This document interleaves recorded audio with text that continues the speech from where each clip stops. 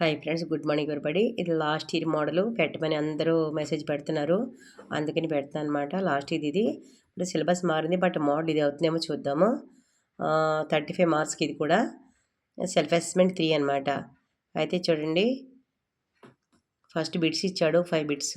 ముందు నెంబర్ ఇచ్చాడు, తర్వాత కారక్ ఇచ్చాడు, దాని తర్వాత ఏమి ప్రత్యయ ఇచ్చాడు, దాని తర్వాత లింగ బదలం ఇచ్చాడు, దాని తర్వాత శుద్ధి కేజీ ఇచ్చాడు. అంటే గ్రామరు కాబట్టి మనం ఇలాంటివి వస్తే మనం చూసుకోవచ్చు బిట్స్. ఓకే. సెకండ్ రామన్ ఏమి ఇచ్చాడంటే ప్యాసేజ్ ఇచ్చాడు రామన్ గురించి. రామన్ కా జన్మ 7 नवंबर सन 1888 को तमिलनाडु के తిరుచనాపల్లి నగర్ మే హువాతా అని ఇలా రామన్ గురించి ఇచ్చాడు. అది చదువుకుని మనమైతే ఆన్సర్స్ అయితే రాయొచ్చు.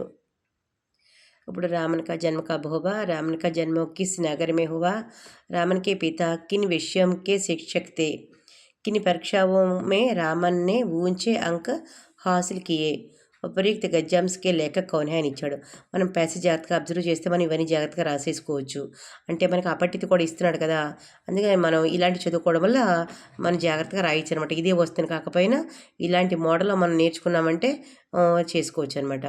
అలాగే చూడండి, निम्नलिखित पद्यांश पढ़कर दिए गए प्रश्न को उत्तर दीजिए అన్నాడు.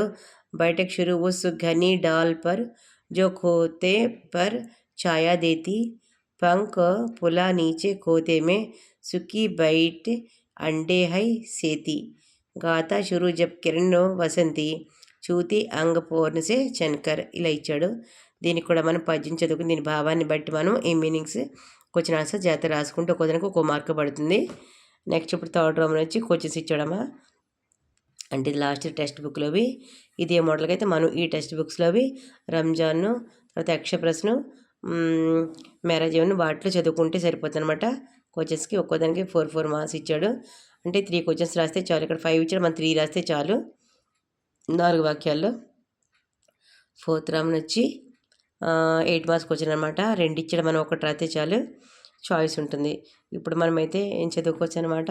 రంజాన్ త్యోహార్ గురించి ఒకటిను, అట్లాగే మ్యారేజ్ 2 చదువుకుంటే ఏదో ఒకటి వస్తుంది అనమాట. ఇక్కడ కూడా అంతే చూడండి, ఒకటి పోయం ఇచ్చాడు, ఒకటేమో ప్రోజ్లో ఇచ్చాడు కదా. అలాగే మనం కూడా మ్యారేజ్ పోయం కాబట్టి, రంజాన్ ప్రోజ్ కాబట్టి అదొకటి ఇదొకటి చదువుకుంటే ఏదో ఒక సారాంశం మనకైతే వస్తుంది. ఈ విధంగా చేయండి. ఆల్ ద బెస్ట్ అందరికీ. జాగ్రత్తగా చదువుకోండి. ముందు మనం చదువుకుని అర్థం చేసుకుని రాస్తే కానీ మన మార్క్స్ వచ్చే ఛాన్స్ ఉన్నాయి. అర్థం చేసుకోకుండా మనం ఎంత చదివినా ఒకటే. కాబట్టి ఏదైనా సరే చదవడం, దాన్ని అర్థం చేసుకుని ఆన్సర్ ఇవ్వడం నేర్చుకుంటే మీకు మార్క్స్ ఏది ఇచ్చినా సరే వస్తాయి. నో టెన్షన్ అనమాట. ఆల్ ద బెస్ట్ అందరికీ. Good luck.